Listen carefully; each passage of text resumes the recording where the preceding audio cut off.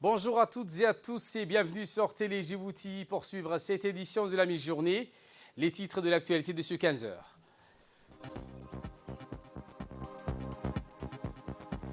Le président de la République, Ismaël Marguerite, a regagné la capitale hier à l'issue de sa participation aux travaux de ce sommet d'un jour de l'IGAD. Également dans l'actualité de ce 15h, dans la ville de l'Unité, une formation sur le concept de la décentralisation et la déconcentration a eu lieu. Et dans l'actualité internationale, le Canada ratifie les protocoles d'adhésion de la Finlande et de la Suède à l'organisation transatlantique. Voilà pour le sommaire. Merci si vous nous rejoignez sur Télé Djibouti. À l'issue de la participation des travaux du sommet d'un jour de l'IGAD, le président Guelleh a regagné hier la capitale en début de soirée. Plusieurs thématiques dont les effets de la sécheresse qui sévit dans la Corne de l'Afrique, les conséquences du Covid-19 et la réforme de la charte régissant l'organisation régionale ont été donc à l'ordre du jour lors de ce sommet de l'organisation régionale.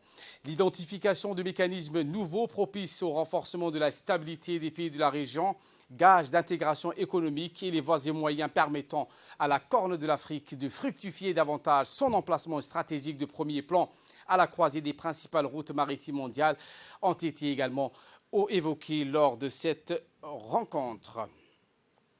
Et nous revenons sur ce sommet avec Awo Abdi, notre correspondante, où le chef de l'État, Ismaël Marguerite, a participé à ce 39e sommet extraordinaire des chefs d'État et de gouvernement des pays membres de l'autorité intergouvernementale pour le développement, l'IGAD. L'ordre du jour de ces assises a été dominé par les questions liées à la paix et à la sécurité. Les détails dans cette séquence. 9e sommet extraordinaire de l'Assemblée des chefs d'État et de gouvernement de pays membres de l'autorité intergouvernementale pour le développement IGAD s'est ouvert à Nairobi, capitale de Kenya. À son arrivée, le président de la République, son Excellence, M. Ismaël Omar Guelleh, et les chefs d'État de pays membres d'IGAD ont pris part à la photo de famille. Les enjeux de pays de la région étaient au cœur des discussions dans ces sommets. Le mécanisme et le renforcement de la stabilité des pays de la région, gage d'intégration économique. Plusieurs chefs d'État et gouvernements de pays membres de l'IGAD ont participé au sommet, notamment le président de la République, son Excellence M. Ismaël Omar Guelleh, le président de Kenya, M. Uhuru Kenyatta, le premier ministre de l'Éthiopie, M. Abiy Ahmed, le vice-président du Sud-Soudan, ainsi que le ministre de la Défense de l'Ouganda et le président du Conseil de souveraineté de transition au Soudan, M. Abdel Fattah al-Burhan, le secrétaire exécutif de l'IGAD, M. Warkene Gabrielou, et l'envoyé spécial du secrétaire général des Nations Unies ont participé à ce sommet. Plusieurs sujets ont été abordés, notamment la paix et la sécurité, mais aussi ce sommet a abordé le deuxième thématique qui est les conséquences de la sécheresse qui sévit dans plusieurs pays de membres de l'IGAD. Ce sommet vient à un moment délicat où plusieurs pays membres de l'IGAD vont face à une des plus graves sécheresses depuis 40 ans. Plus de 20 millions d'habitants risquent la famine. Selon l'OMS, la sécurité et la paix dans les pays de la région restent aussi un défi pour consolider la sécurité et la stabilité et renforcer l'intégration économique et le développement durable des pays membres de l'IGAD. Awa Abdi, Nairobi, Kenya. Voilà ce qu'on pouvait dire sur ce chapitre du 39e sommet extraordinaire des chefs d'État et de gouvernement de l'autorité intergouvernementale pour le développement, l'IGAD. Autre actualité de ce 15h, la Commission des finances, de l'économie générale et du plan a examiné aujourd'hui, sous la présidence du député Charles-Marc Moussaré, le projet de loi le numéro 161 de l'année 2022 de la 8e législature relative au contrôle économique et financier des entreprises publiques. Cette assise a vu la participation des parlementaires, membres et non membres. Et elle s'est déroulée en présence du ministre de l'économie et des finances chargé de l'industrie, M. Ilyas Moussa Dawali. À la suite des discussions, la Commission des finances a approuvé la transmission en séance publique du corpus examiné en y incluant au préalable des propositions d'amendement. Autre donc séance où sous la présidence de Kaltoum Farah Saïd, les membres de la commission de la législation, de l'administration générale et des droits humains s'est réunis aujourd'hui également en vue d'examiner un projet de loi, le numéro 163 de l'année 2022 de la 8e législature portant réorganisation du ministère de l'Énergie chargé des ressources naturelles. Cette réunion s'est déroulée en présence du ministre tutelle, M. Younis Ali Guedi, accompagné de ses principaux collaborateurs. Après un débat instructif et riche sur la pertinence du dit texte, les membres de cette commission se sont prononcés favorablement pour sa transmission en séance publique avec des propositions d'amendement. Et la commission des affaires étrangères s'est également réunie sous la présidence d'Abdelrahman Awali Yassine, le député, les membres de la commission permanente des affaires étrangères, a étudié un projet de loi, le numéro 158 de l'année 2022 de la 8e législature portant ratification par la République de Djibouti l'amendement de Kigali au protocole de Montréal relatif aux substances appauvrissant la couche d'ozone. L'assise de cette commission s'est déroulée en présence du ministre Mohamed Abdelkader Moussa Helem, ministre de l'Environnement et du Développement durable, accompagné également de ses principaux collaborateurs. Et voilà qu'il nous ramène de parler de cet incendie qui s'est déclaré à Balbala, notamment dans le quartier 8 mètres. C'était ce matin à 8h00. Aussitôt avertis, les pompiers de la protection civile ont pu maîtriser le feu en faisant preuve de professionnalisme. Selon le responsable de la protection civile, 19 maisons ont été ravagées par le feu. Aucune perte humaine n'est à déplorer, mais un agent de la protection civile a été blessé au niveau du pied du premier degré. Une blessure du premier degré, donc des vents violents, des températures dépassant les 40 degrés. Les incendies sont fréquents à Djibouti en cette période de Khamsin. Dans une intervention faite à cette occasion, le commandant de la protection civile, M. Hassan Ibrahim, a rappelé donc la population djiboutienne à redoubler d'efforts et de vigilance afin d'observer les consignes de sécurité de la protection civile. Fin de citation. Nous avons été alertés pour un départ de feu à Balbala, secteur 8 mètres. Aussitôt, nous sommes intervenus. Le dégât est de 18 maisons qui sont complètement détruites et un officier de pompiers sérieusement blessé, brûlé au niveau de la jambe. Les difficultés qu'on a rencontrées, c'est que le but d'accès qui existait ont été bloqués par des véhicules de particuliers.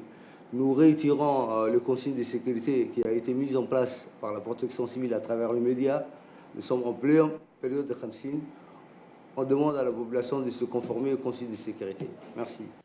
L'actualité dans les régions de l'intérieur, notamment la ville de l'Unité, qui a dépêché dans les localités rurales de la sous-préfecture de Dikil. La sous-direction du développement rural de Dikil, composée des sous-directeurs, du vétérinaire et des auxiliaires vétérinaires afin de déterminer les causes de la mort massive des bétails et prodiguer ainsi des soins, des vaccins nécessaires pour y remédier. Cette mission d'intervention d'urgence qui s'est rendue dans les secteurs de Bondara, Sourera, Daïmo, Sankal, Gassaladaba, Tamro, Bakare, Galageti et Koutabouya a recensé la mort de plus de 1200 petits et 24 grands ruminants soldés principalement par la famine, provoquant donc le catuchitique. Toujours dans la ville de l'Unité, je vous le disais en titre, qui a tenu donc la 4e tournée de formation au sein de la salle de réunion du conseil régional. C'était du lundi au mercredi. Durant 3 jours, une formation étendue sur beaucoup de thèmes ont été financés par l'Union européenne et mis en œuvre par l'expertise France qui a été exécutée par l'Institut national d'administration publique, l'INAP, en collaboration avec le ministère délégué chargé de la décentralisation. À cet effet, cet atelier d'ouverture a été honoré par la présence du président du conseil régional de la ville de l'Unité, M. Mahad Hussein Ahmad, le préfet de la région Adendrar Moussa, le vice-président Ibrahim Kouro, la directrice de formation de l'INAP. Écoutons à présent le préfet de la ville de l'Unité. Centralisation et du comment mieux représenter la population qui vous a élu et comment travailler en symbiose avec les services déconcentrés de la région qui sont là. Donc aujourd'hui, la société civile, les associations sont là, les services déconcentrés sont là, les élus sont là. Donc la formation porte, comme le dit son nom, c'est quoi la décentralisation? Comment le conseil, les élus, quel est le rôle, en fait, qu'est-ce qui est attendu des élus? Comment la société civile peut-elle les accompagner? Et comment les services déconcentrés également devront travailler, devront agir avec les représentants du peuple que vous êtes. Donc, ceci nous permettra, comme déjà une grande partie des élus sont nouveaux, de nous guider tout au long des 5 années que vous serez au conseil régional. Monsieur le préfet, le vice-président, le formateur du MDCD. Donc, je remercie tout le monde ici présent aussi. Je veux en profiter de remercier sincèrement et personnellement le président et le préfet ici qui nous ont accueillis, Inch'Allah, Masha'Allah, fait accueil. Et je remercie aussi les élus, les participants qui bénéficient de cette formation. Donc, tout a été dit déjà sur le déroulement de la formation. Je ne veux pas me répéter une deuxième fois, mais je remercie. Et je remercie aussi les formateurs de l'INAP et ceux de MDCD encore. Merci. Eh bien, l'objectif principal de cette session ADIKIL est d'instaurer une vision commune et globale du processus de la décentralisation et de déconcentration au niveau local. À la page culture de notre édition, l'OIM a organisé une exposition d'œuvres d'art baptisée de l'autre côté Djibouti de l'artiste Patrick Singh. À travers une 50aine d'œuvres artistiques, l'OIM, avec l'artiste Patrick Singh, a proposé d'exposer une 50aine d'œuvres artistiques. La majorité des migrants sont éthiopiens et ont décidé de partir de leur pays à cause de l'insécurité, de la situation économique difficile ou de la sécheresse qui prévaut dans leur pays. Les œuvres mettent également en lumière la réalité à laquelle sont confrontées les communautés locales qui accueillent ces mêmes migrants. L'ensemble des œuvres sera disponible à la vente et les bénéfices seront offerts aux communautés d'accueil et aux migrants vulnérables. Ce projet a été mis en œuvre avec l'appui des autorités djiboutiennes et grâce au soutien financier de l'Union européenne dans le cadre du projet Solutions pérennes pour les populations hautes, les réfugiés et les migrants les plus vulnérables à Djibouti. Soirée de commémoration du 45e anniversaire de l'indépendance de la République de Djibouti à Marseille, en France. L'Association des Djiboutiens de Provence, créée en 1948, la plus vieille association djiboutienne dans le sud de la France, présidée par M. Mahad Hassan Dahir, un jeune djiboutien cadre de l'éducation nationale française, a organisé ce vendredi une grande soirée de commémoration du 45e anniversaire de l'indépendance de notre pays.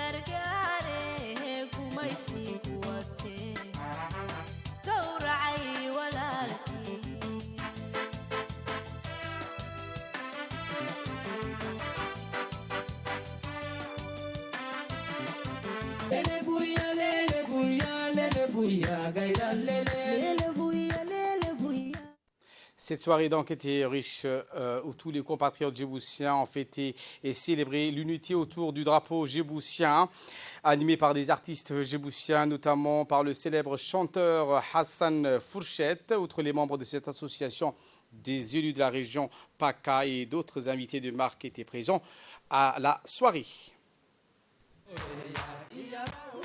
L'anniversaire de l'indépendance de Djibouti est célébré comme la fête nationale du pays. C'est le 45e anniversaire, ce jour historique et unificateur que nous rassemblons aujourd'hui au travers de l'association djiboutienne de Provence, ADJIP. Le président Ismaïla Omar Guelleh a d'ailleurs déposé une gerbe de fleurs sur la tombe du soldat inconnu cette année, en 2022. Marque l'inauguration du premier mémorial pour les victimes de l'indépendance, qui est un événement marquant. Nous n'oublions pas nos martyrs, bien sûr, qui ont combattu et qui ont donné leur sang pour notre cher pays, Djibouti. Et qu'ils reçoivent la gratitude éternelle, et tous les Djiboutiens, à tous nos héros de la lutte nationale, connus et inconnus, ceux qui n'ont pas hésité à offrir leur vie pour notre liberté, qui ont préféré emprunter le chemin de la dignité, bien que fatal. Notre société a aussi donné aux femmes un espace d'épanouissement suite aux réformes sociales et politiques qui ont mis en place ces dernières années, sans oublier que les femmes ont pris une place importante pour la liberté de notre chère patrie. Retour à Djibouti avec cette clôture d'une formation en pollution maritime à profit des gardes-côtes dans le cadre du projet de renforcement des capacités de la sûreté de la sécurité maritime. Une cérémonie de clôture d'une formation en pollution maritime s'est déroulée ce samedi au centre d'instruction navale de la garde-côte djiboutienne au camp d'Oralé. Une formation qui a vu la participation des 10 agents des personnels du service moyen naval de la garde-côte djiboutienne a été essentielle pour le renforcement de la capacité opérationnelle afin d'assurer efficacement les opérations de nettoyage dues à des déversements d'hydrocarbures en mer. Cette formation prodiguée par les instructeurs de l'institution vise à renforcer les capacités des personnels qui ont suivi cette formation et une excellente opportunité de consolider leur acquis. Une formation qui témoigne des efforts mis en place pour renforcer le développement des capacités opérationnelles de la garde-côte djiboutienne. La cérémonie s'est terminée avec la remise des certificats aux participants qui ont bénéficié de cette formation.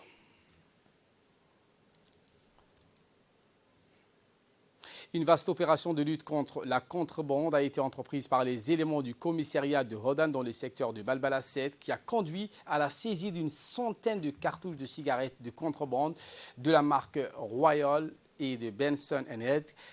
En effet, c'est suite à un recoupement de renseignements sur le déroulement d'une transaction de contrebande de cigarettes dans le quartier de Balbala 7 qu'une équipe de 10 policiers conduite par le sous-lieutenant Idriss Daïl ont été déployés sur les lieux en vue de saisir les cigarettes en question et appréhender les auteurs des faits.